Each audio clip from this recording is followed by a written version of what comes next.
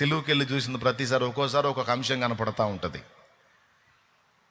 ఒక్కోసారి సిలువు వైపు చూసినప్పుడు దేవుని ప్రేమ కనపడిద్ది. ప్రేమ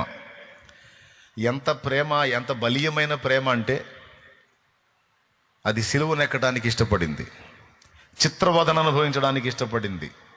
సిలువలో ఒక కోణం ప్రేమ కనపడిద్ది. మళ్ళీ ఒకసారి సిలువుకి వెళ్ళి చూస్తే దేవుని న్యాయం కనపడిద్ది. సిలువుకి వెళ్ళి చూస్తే ఎన్ని కనపడతాయి అంటే రకరకాల షేడ్స్ కనపడతాయి. మళ్ళీ ఒకసారి సిలువుకి వెళ్ళి చూసినప్పుడు దేవుని కోపం కనపడిద్ది పాపం విషయంలో. ఫస్ట్ దేవుని ప్రేమ, రెండవది దేవుని న్యాయం, మూడవది పవిత్రమైన దేవుని కోపం పాపం మీద. అలాగే మళ్ళీ ఒకసారి సిలువుకి వెళ్ళి చూసినప్పుడు త్యాగం కనపడిద్ది. మళ్ళీ ఒకసారి సిలువుకి వెళ్ళి చూసినప్పుడు ఐక్యత కనపడిద్ది. మళ్ళీ ఒకసారి సిలువుకి వెళ్ళి చూసినప్పుడు సమాధానం కనపడిద్ది.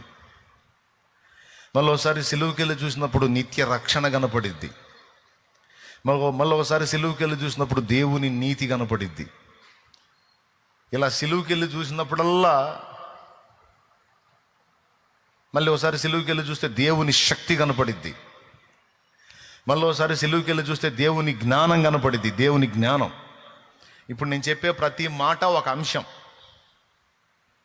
మనం ధ్యానించదగ్గ అంశాలు. అవన్నీ సిలువలో నెరవేర్చాడు దేవుడు.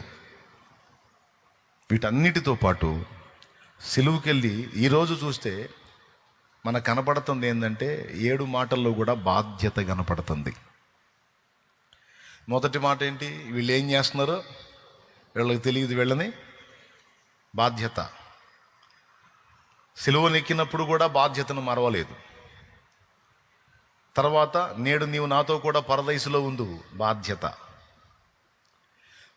ఎట్లా బాధ్యత అంటే తుది శ్వాస విడిచేటప్పుడు సైతం ఒక ఆత్మను రక్షించుకుంటున్నాడు తన ఓరిమి చేత, ప్రేమ చేత.